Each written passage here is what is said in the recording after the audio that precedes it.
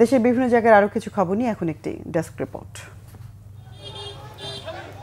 বিএনপির জাতীয় নির্বাহী কমিটির সহ সাংগঠনিক সম্পাদক সেলিমুজ্জামান সেলিম বলেছেন, যুব সমাজের নেতৃত্বে দেশ থেকে ফ্যাসিবাদ বিদায় নিলেও এখনও ফ্যাসিবাদ মুক্ত হয়নি। দেশে গণতন্ত্র প্রতিষ্ঠা ও বিনির্মাণ করতে হলে যুব সমাজকে এগিয়ে আসতে হবে। যুবদলের ৪৭তম প্রতিষ্ঠা বার্ষিকী উপলক্ষে গোপালগঞ্জের মকসুদপুরে এক সমাবেশে তিনি এসব কথা বলেন। সেনানিবাসে আর্টিলারি রেজিমেন্ট ও আর্মি এয়ার ডিফেন্স কোরের নতুন কর্নেল কমান্ড্যান্ট অভিষেক হয়েছে চট্টগ্রামের হালিশ শহরে। সকালে সেনানিবাসের আর্টিলারি সেন্টার ও স্কুল প্যারেড গ্রাউন্ডে আর্টিলারি রেজিমেন্ট ১০ম কর্নেল কমান্ড্যান্ট হিসেবে অভিষিক্ত হন মেজর জেনারেল মোহাম্মদ নুরুল আনোয়ার ও সেনাবাহিনীর নবগঠিত আর্মি এয়ার ডিফেন্স কোরের প্রথম colonel commandant major general Mohammad Abu Bakar Siddiqui Khan. ৫ শতাধিক দরিদ্র ও অসহায় রোগীদের চিকিৎসা সেবা দিয়েছে সেনাবাহিনী। সকালে ৯ পদাতিক ডিভিশনের ব্যবস্থাপনায় আশুলিয়ায় জামগড়ায় গ্রামীণ সামাজিক কনভেনশন হলে এ সেবা দেওয়া হয়। সাভার সেনানিবাস থেকে ৬ বিশেষজ্ঞ চিকিৎসক সহ ২০ জনের একটি মেডিকেল টিম এতে অংশ নেন। বক্তব্য রাখেন ৯ম পদাতিক ডিভিশনের লেফটেন্যান্ট কর্নেল মোহাম্মদ সজিবুল ইসলাম।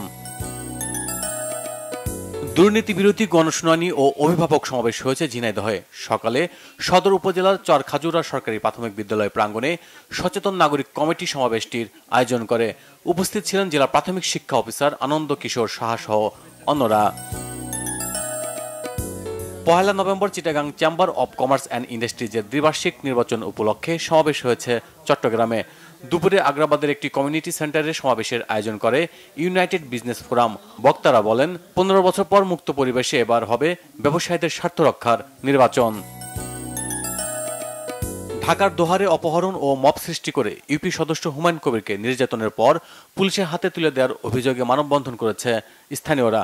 দুপুরে উপজেলার বাংলা বাজারে এতে অংশ নেন অন্তত ৫ শতাধিক নারী পুরুষ।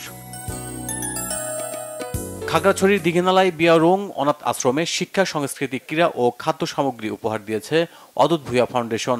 আশ্রমের সভাপতি পরিমল জ্যোতি ত্রিপুরার হাতে উপহারগুলো তুলে দেন ফাউন্ডেশনের সদস্য শাহিদুল হোসেন সুমন। বিএডিসি বীজ ডিলারদের অন্তর্ভুক্তিকরণের লক্ষ্যে জেলা প্রশাসকের কাছে স্মারকলিপি দিয়েছে বিএডিসি বীজ ডিলার অ্যাসোসিয়েশন রাজশাহী। দুপুরে স্মারকলিপি দেওয়ার শেষে একই দাবিতে জেলা প্রশাসকের কার্যালয়ের সামনে মানববন্ধনও করেন তারা। বিনা ধান ১৭ কর্তন উপলক্ষে মাঠ দিবস হয়েছে ঠাকুরগাঁওয়ে। দুপুরে বালিয়া ইউনিয়নের বগুলাডাঙ্গি গ্রামে এতে প্রধান অতিথি ছিলেন সদর উপজেলার কৃষি কর্মকর্তা Mohammad Nasirul Alam. Bangla vision news desk.